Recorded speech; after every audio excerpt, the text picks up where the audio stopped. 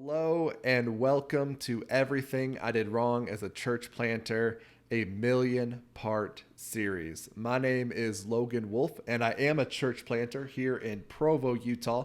My wife and I moved out here from Wilmington, North Carolina about 12 years ago, or just over 12 years ago, excuse me.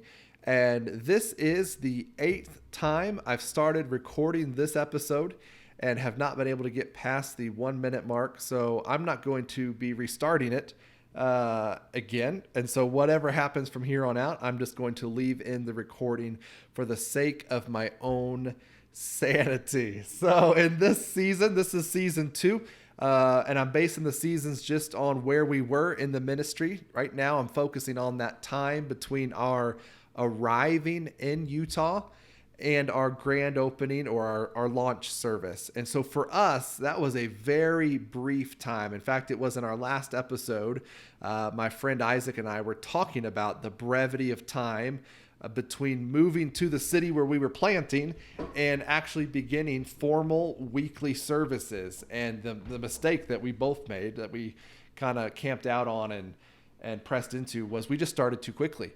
And so for us, if you didn't listen to that episode, I would encourage you, pause this, go back, listen to that episode, just the previous episode. Otherwise, just as a refresher, we moved here in May 2011, and we held our first weekly service. So it was our grand opening, our launch service, after which we would meet every single week.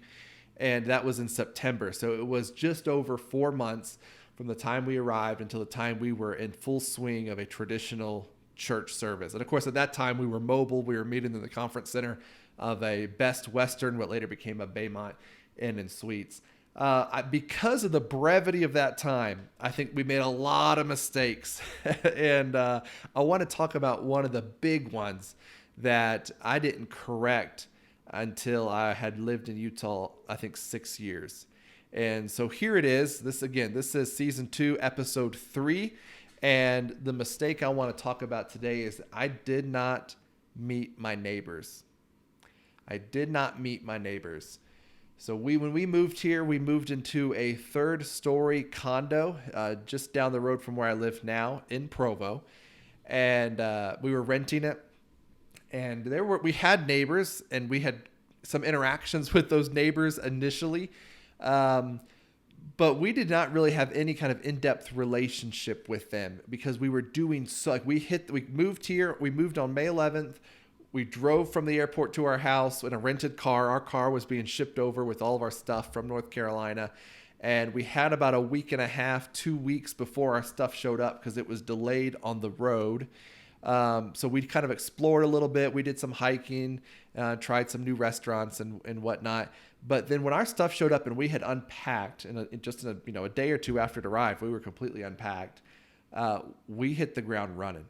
And so we were daily, that whole summer, doing ministry-related tasks and activity, going door to door, canvassing neighborhoods, doing outreach projects, servant evangelism type stuff, participating in community events, all things I'm going to talk about in other episodes. We hosted 5 mission teams, I believe, that first year. Again, a topic for another episode. So we had groups in our home that we had just set up and all. I mean, it was just constant. And so in all this flurry of activity, we kind of neglected the people who were closest to us.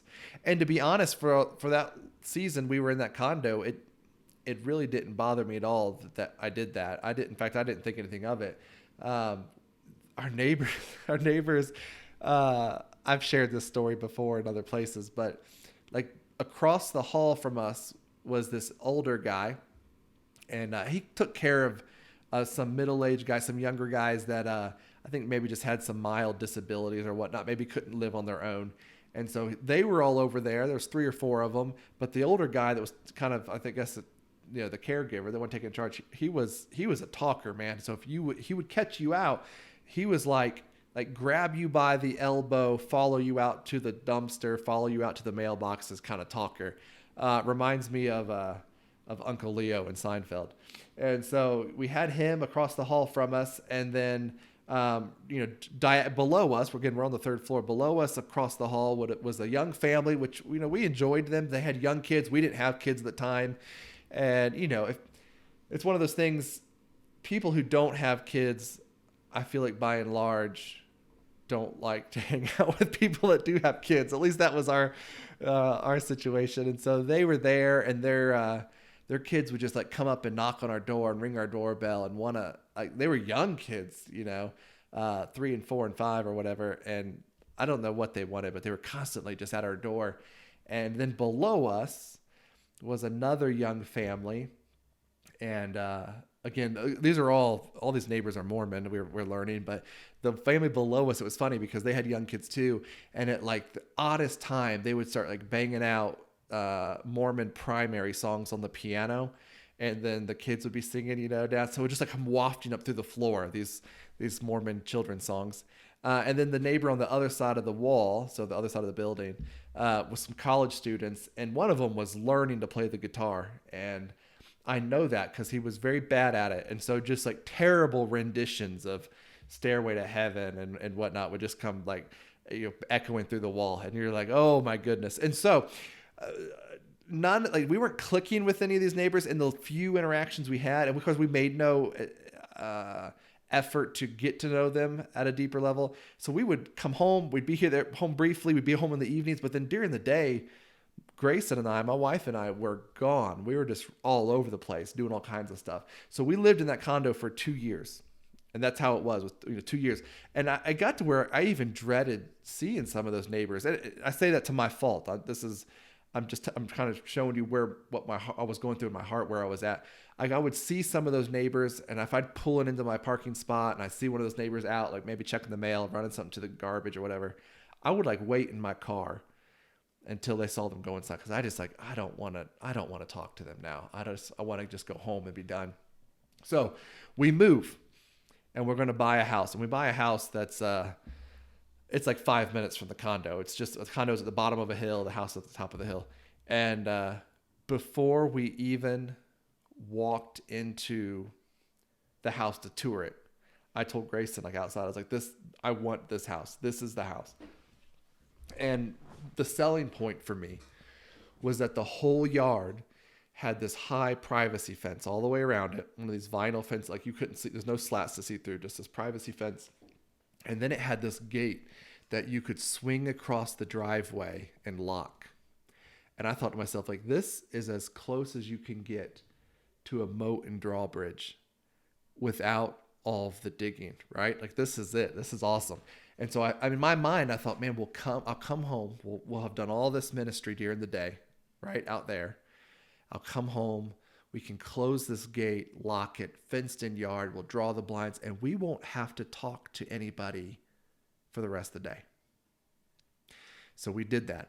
And I did that for 4 years. I lived in that house 4 more. So 6 years in Utah, 4 years in this house.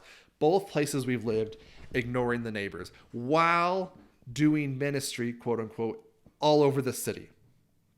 In fact, even by the latter part of being in that the house we had bought, by the end of that 4 years, we had already merged with another church. And so I wasn't just doing ministry in Provo, I was doing ministry in Taylorsville. So Utah County, Salt Lake County, back and forth with people all the time. And I'd come home and close the door and draw the blinds. Awful.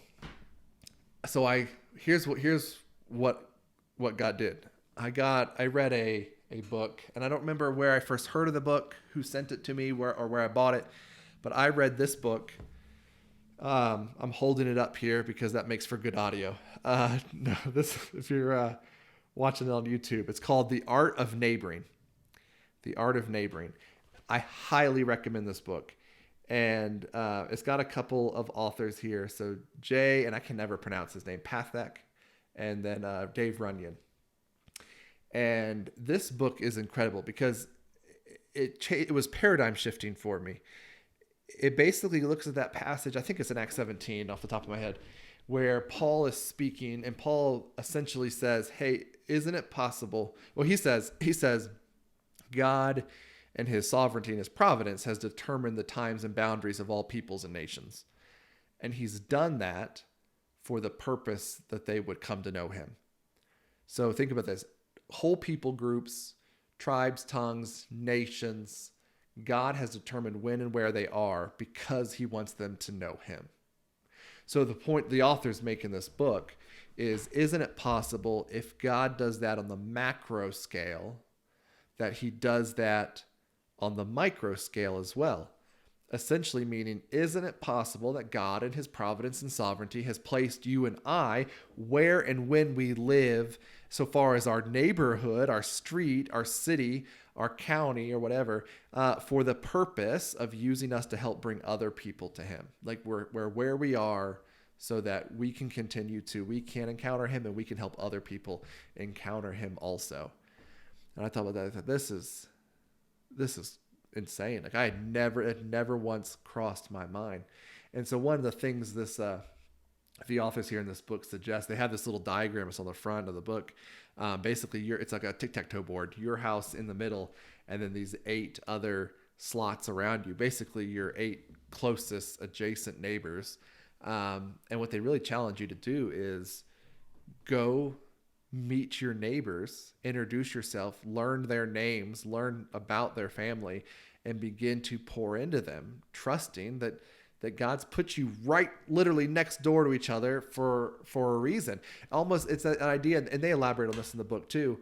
It's like we look at the great commandment, love your neighbor. And because I'm a church planter, I moved across the country or the state to start. Obviously, I love people. Or because we support a church planter or a missionary on the other side of the world or whatever, we've adopted some child through one of those ministry programs where you're given to a kid in a different country or a different continent or whatever, or we give whatever. But because we're pouring in elsewhere, we think, obviously, I love my neighbor. But how often do we ignore the people right next to us? Like our literal neighbor. Like, what's wrong with taking that passage in its most literal sense? Love your actual literal next door, across the hall, across the street neighbor. And so that was really challenging to me, especially having been in Utah for 6 years and have never done that. So I read this book and I say, okay, like the Holy Spirit is just kicking me in the face. And I said, I have to go meet the neighbors. And I tell my wife, I was like, we have to go meet the neighbors. And she said, why? And so I walk across the street. I walk again, all around us. And I knock on the door. And you just wait, right? And they come to the door and say, hey, I'm Logan. I live right there across the street, or I live right there next door. I've been there for 4 years.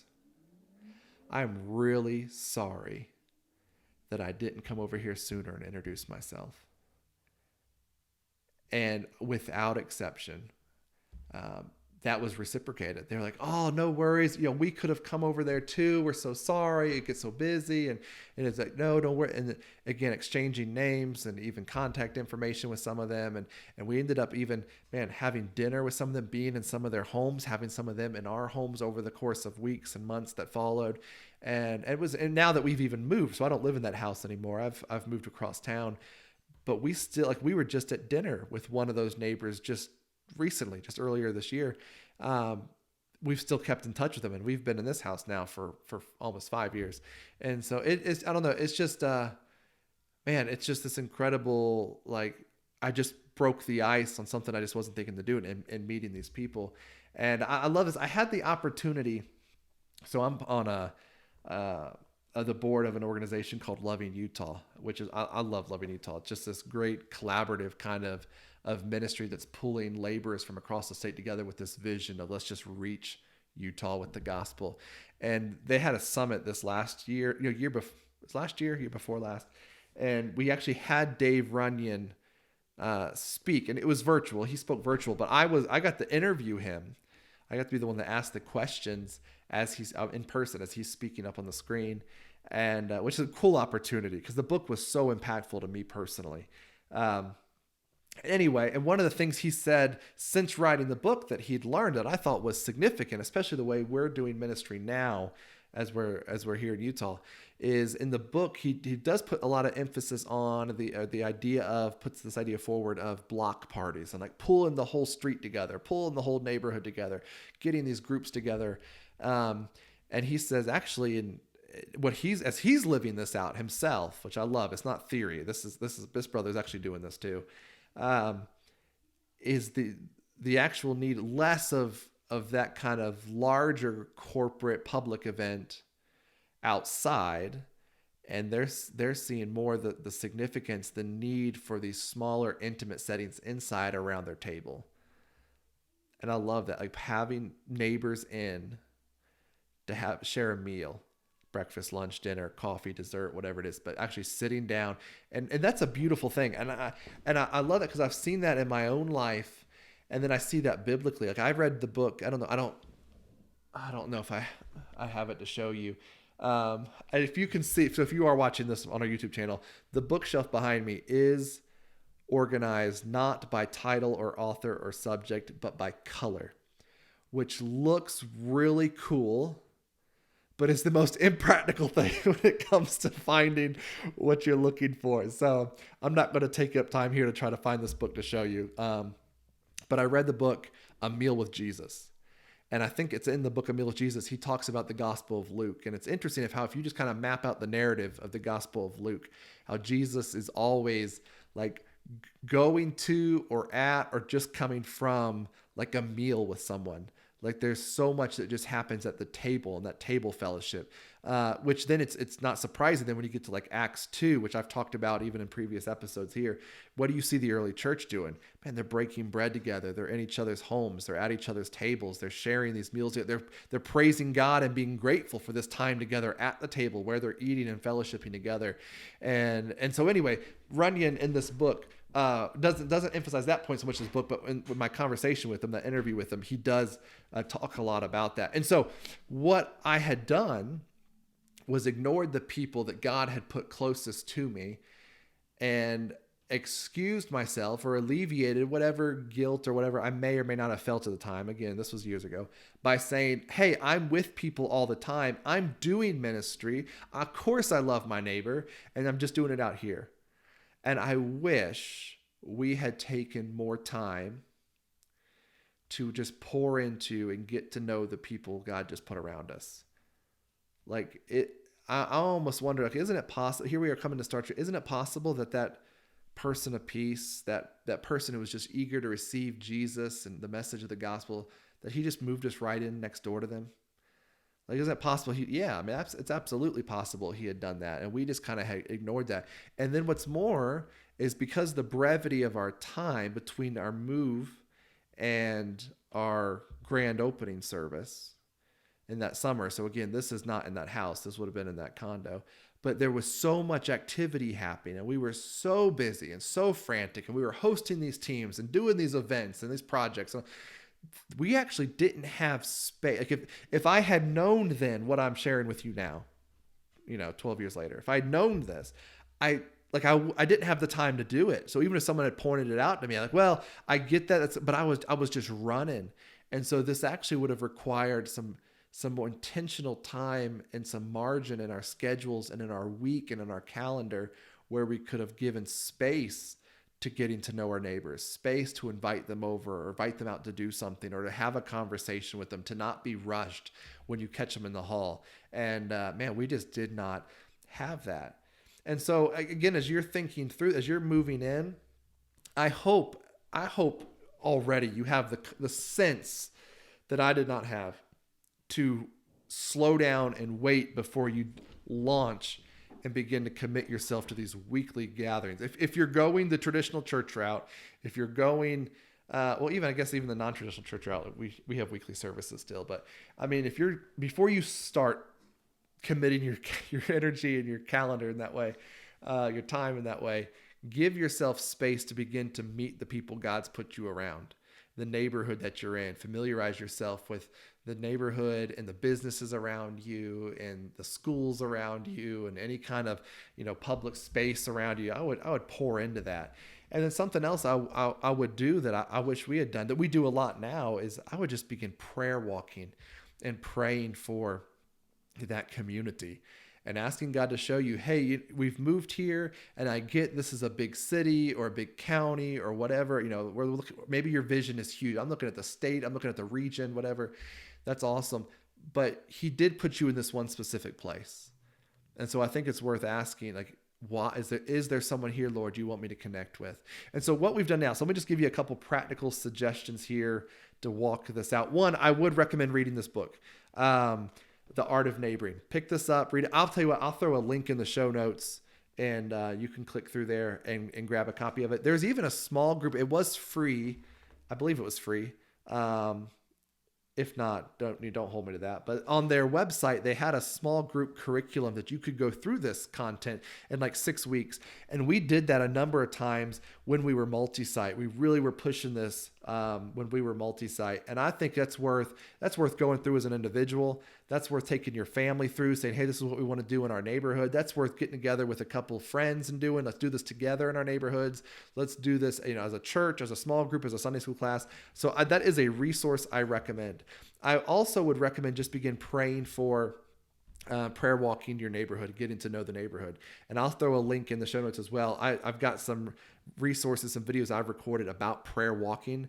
And so I'll throw that there. And prayer walking is a simple, I'm walking, not necessarily engaging people. I'm just asking God to show me where he's at work. I'm just praying for his presence and his blessing on this community.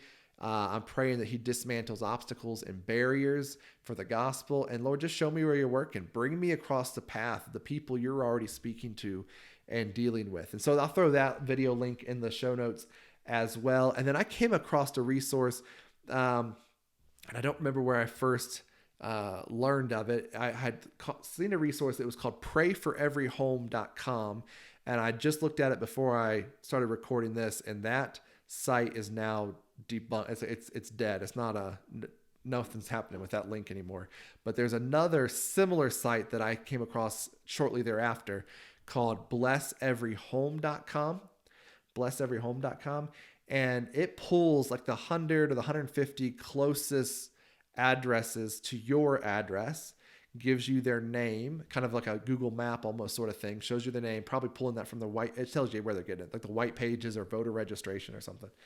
And then you can interact with the map, clicking on it, like if you've met them, clicking a different color. I think if you've prayed for them, clicking a different color if you've done something to bless them, like invited them over, taken them a gift, whatever, and then a space for notes that you can begin to kind of log your interactions with them and what you're learning about them. And it's a really helpful way to kind of steward, keep track of those families right near you. I tell you, that was a really helpful tool for us during COVID.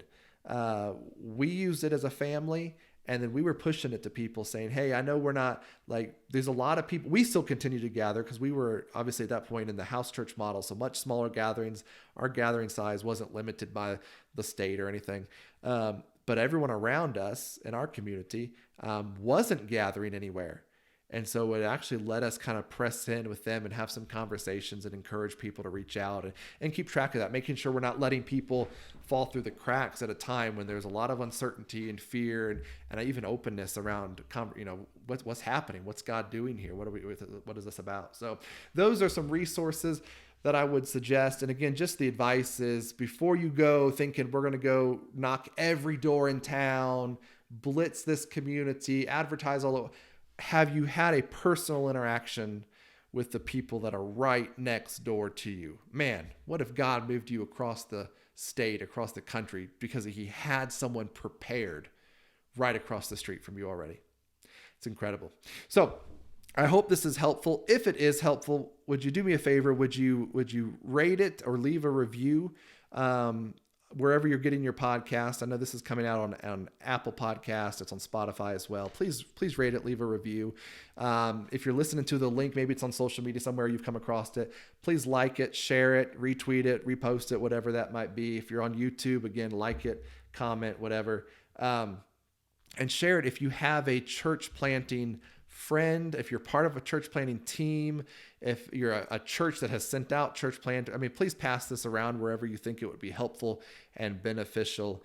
Man, that's what I want. I don't want you to go 6 years and not have a relationship with the people right next door to you. I think that would just be what a tragedy. So I hate I did that. Anyway, that was a mistake. And this is Everything I Did Wrong as a Church Planter, a 1,000,000-part series.